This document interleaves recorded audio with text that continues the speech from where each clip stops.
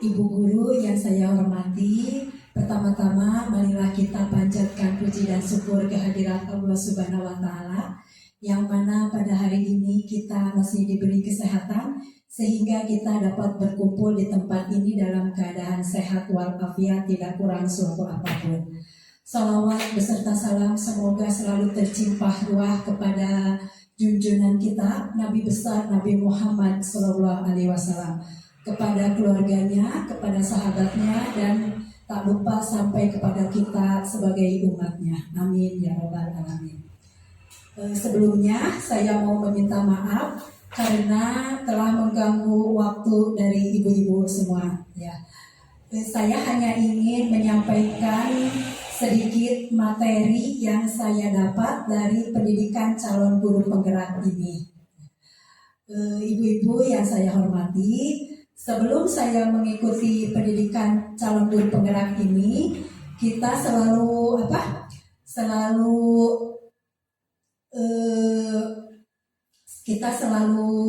menggunakan hukuman dan penghargaan untuk mendidik anak kita. Sebenarnya itu adalah perilaku yang kurang tepat ya, karena hukuman dan penghargaan itu akan membuat anak dampaknya kurang baik.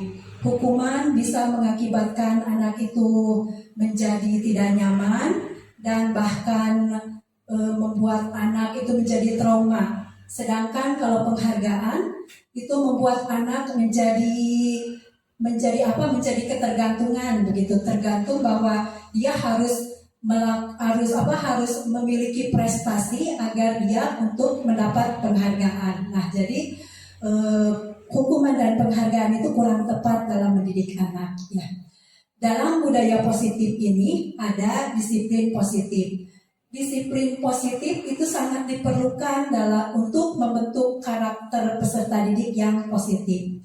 Dalam penerapannya, disiplin positif dapat dibuat melalui kesepakatan antara guru dengan siswa, karena guru ingin membuat siswa terlibat dan bertanggung jawab dalam menjalankan disiplin tersebut.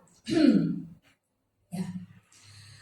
Selanjutnya, dalam positif ini juga dipelajari tentang motivasi perilaku manusia. Menurut Diane Gossen, ada 3 motivasi perilaku manusia, yaitu 1. Untuk menghindari ketidaknyamanan atau hukuman. Ini adalah tingkat terendah dari motivasi perilaku manusia ya. Dia melakukan sesuatu karena dia takut dihukum. Misalnya seorang anak yang datang tepat waktu karena dia takut dihukum ya. Terus yang kedua adalah untuk mendapatkan imbalan atau penghargaan dari orang lain.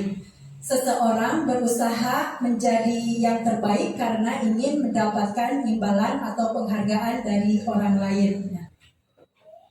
Yang ketiga adalah untuk menjadi orang yang mereka inginkan dan menghargai diri sendiri dengan nilai-nilai yang mereka percaya. Dengan kata lain, seseorang yang berusaha untuk menjadi yang terbaik karena dorongan dari diri sendiri, bukan karena sesuatu dari orang lain. Ya.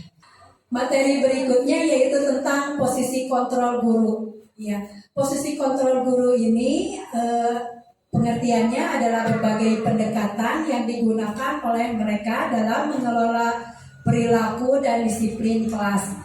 Ada 5 posisi kontrol guru untuk membangun disiplin kelas, disiplin siswa, yaitu 1 sebagai penghukum. Ya, sebagai penghukum ya seorang menggunakan hukuman fisik atau verbal untuk mengendalikan perilaku. Sikap seperti ini cenderung percaya bahwa satu-satunya cara untuk memastikan keberhasilan pembelajaran adalah dengan cara mereka sendiri. Posisi penghukum ini kurang tepat ya, apalagi diterapkan untuk anak usia dini. Ini akan mengakibatkan anak itu menjadi trauma. Dan yang kedua adalah pembuat merasa bersalah. Pada posisi ini, guru menggunakan kata-kata yang lembut untuk membuat orang lain merasa bersalah. Seperti contoh misalnya ya, apakah kamu tidak kasihan sama ibu? Itu terhadap anak kita ya. Pendekatan ini membuat murid tidak berharga dan merasa mengecewakan orang-orang yang mereka sayangi. Terus yang ketiga adalah posisi teman. Guru menjadi posisi teman ini dengan menggunakan persuasi dan hubungan baik untuk mempengaruhi perilaku. Mereka bisa menggunakan humor dan hubungan yang baik dengan siswa untuk mencapai tujuan mereka. Jadi kalau posisi teman itu membuat anak itu merasa sejajar ya dengan kita sebagai guru ya. Terus yang keempat adalah pemantau. Seorang pemantau adalah orang yang menjaga ketertiban dengan memperlakukan hukuman atau akibat. Guru yang berperan sebagai pemantau juga memantau dan mencatat informasi tentang perilaku siswa untuk referensi di masa depan. Terus yang kelima adalah posisi manajer. Guru yang memposisikan diri sebagai manajer cenderung bersifat kolaboratif atau suka bekerja sama ya dengan siswa untuk menemukan solusi atas masalah perilaku. Sebagai manajer, guru akan membimbing siswa untuk mengatur diri dan bertanggung jawab atas tindakannya sendiri. Pendekatan ini mendorong siswa untuk menjadi mandiri dan bertanggung jawab. Nah, yang posisi yang paling baik di antara kelima posisi ini adalah posisi manajer ya. Karena di sini ya guru itu menerapkan segitiga restitusi dalam menghadapi berbagai kasus atau masalah yang dihadapi di kelas kita ya.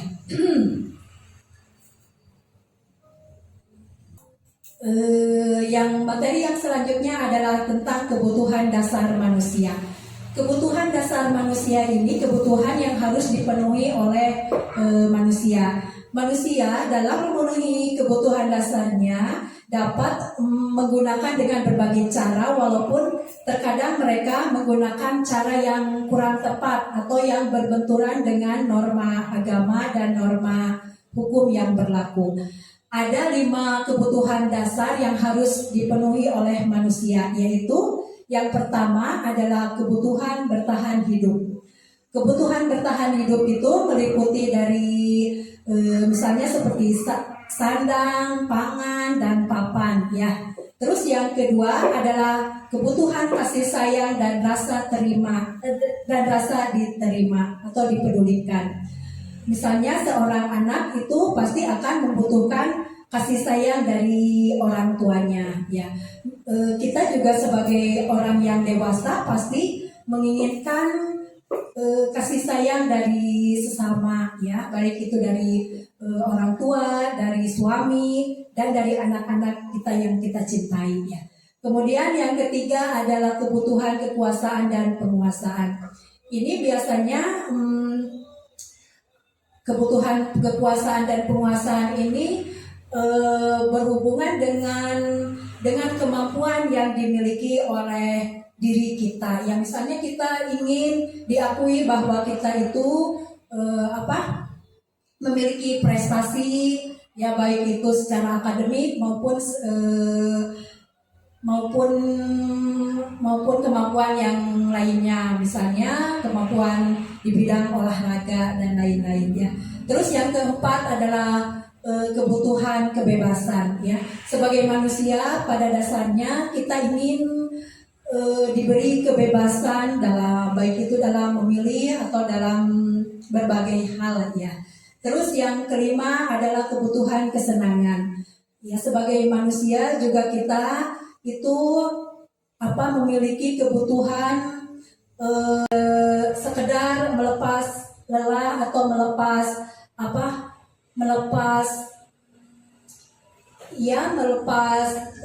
pikiran-pikiran yang rumit ya dalam menghadapi hidup ini. Jadi kita sebagai manusia itu memiliki kebutuhan untuk merasa senang, kebutuhan kesenangan. Kemudian yang selanjutnya adalah tentang keyakinan kelas ya. Keyakinan kelas ini dibentuk untuk menertibkan siswa di kelas.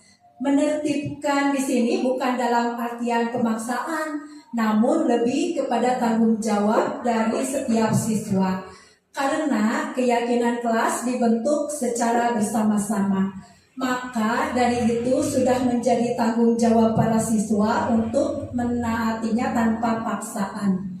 Fungsi keyakinan kelas juga sebagai pengendalian diri, agar siswa belajar untuk bersikap di sekolah maupun di rumah. Ya, bagaimana bisa dipahami? Ya. Terus materi yang selanjutnya adalah tentang segitiga restitusi.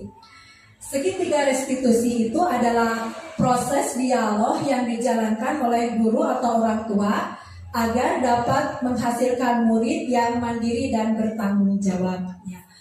Adapun langkah-langkah dari penerapan segitiga restitusi ini yaitu satu, menstabilkan identitas ya. Berdasarkan prinsip ini membuat kesalahan adalah bagian dari proses pembelajaran. Di sini guru juga berperan menggeser identitas murid dari identitas gagal ke identitas sukses ya. Terus juga jangan mengkritik murid yang sedang mengalami identitas gagal ya. Terus yang kedua adalah validasi tindakan yang salah. Berdasarkan prinsip setiap perilaku berupaya memenuhi suatu kebutuhan tertentu. Ya, guru akan bergeser dari pemikiran stimulus respon menjadi proaktif ya. Mengenali dan mengakui kebutuhan murid ini, memperbaiki hubungan dengan murid ya. Terus pernyataan atau pertanyaan disampaikan dengan nada suara tidak memojokkan atau menghakimi. Terus tahap yang ketiga adalah menanyakan keyakinan. Ya, teori kontrol menyatakan bahwa pada dasarnya kita termotivasi secara intrinsik ya saat perilaku telah divalidasi dan identitas sukses telah stabil, maka murid telah siap mengaitkan keyakinan dengan tindakannya yang salah ya.